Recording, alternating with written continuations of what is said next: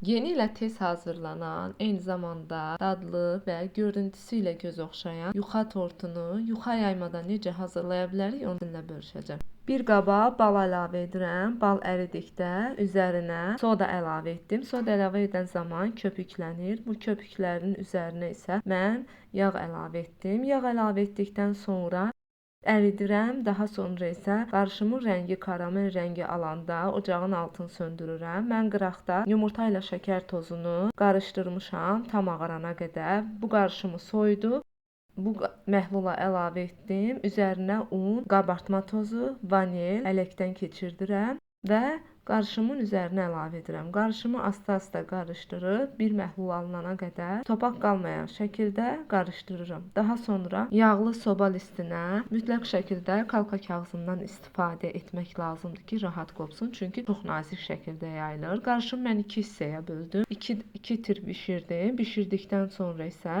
soba qabını tərs çevirirəm. Asan şəkildə çıxır. Sonra isə yağlı kağızları soyuruq. Qıraqda isə mən qaymaq hazırlayıram. Krem qaymağı tam açılana qədər, krem halına gələnə qədər çalıram. Üzərinə şəkər pudrası və qatılaşdırılmış süd əlavə edirəm. Əgər şirinlik istiqamət edirsə, şəkər pudrası əlavə etməyə də bilərsiniz. Soyulmuş korjları qıraq hissələrin kəsirəm və kəsdiklərimi də qıraqları üçün və üzəri üçün istifadə edəcəm. Daha sonra korjları 2 yerə bölürəm. Ümumilikdə 4 dənə korj alındı məndə. Həmin korjlardan hər birinin arasını kremlə kremləyəcəyik. Dadı çox ləzzətli olur. İnanın ki, heç 1 qram belə fərq eləmir. Mən deyərdim ki, bu yuxa tortunun bunun dadı daha gözəldir. Mənə bunun dadı daha gözəl gəldi. Həm əziyyəti o qədər azdır, həm də dadı daha möhtəşəmdir.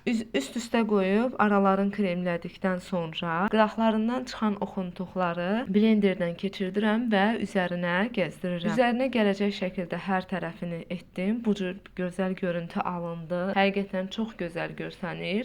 Yeni il olduğu üçün üzərində mən qar dənəciyindən istifadə etdim. Qar dənəciyinin üzərinə qoydum və şəkər pudrası üzərinə ələdim. Həqiqətən çox qəşəng görüntü alınır bu cürə. Siz istənilən görüntülərdən istifadə edə bilərsiniz. Bu cür qəliblərdən mən qar dənəciyindən istifadə etdim. Yeni il havasına uyğun olsun deyə yumuşaq, çox gözəl, çox dadlı olur. Siz də hazırlayın, əminəm çox bəyənəcəksiniz. Bu cür dadlı və ləzzətli reseptlərdən xəbərdar olmaq üçün kanala like atıb abunə olmağı unutmayın. Son zamanlar kanalda like və abunə sayı çox azdır. Ümid edirəm ki, bu video reseptdən sonra yenidən əvvəlki kimi kanala like və abunə sayları çoxalacaq. İzlədiyiniz üçün təşəkkür edirəm. Hələlik.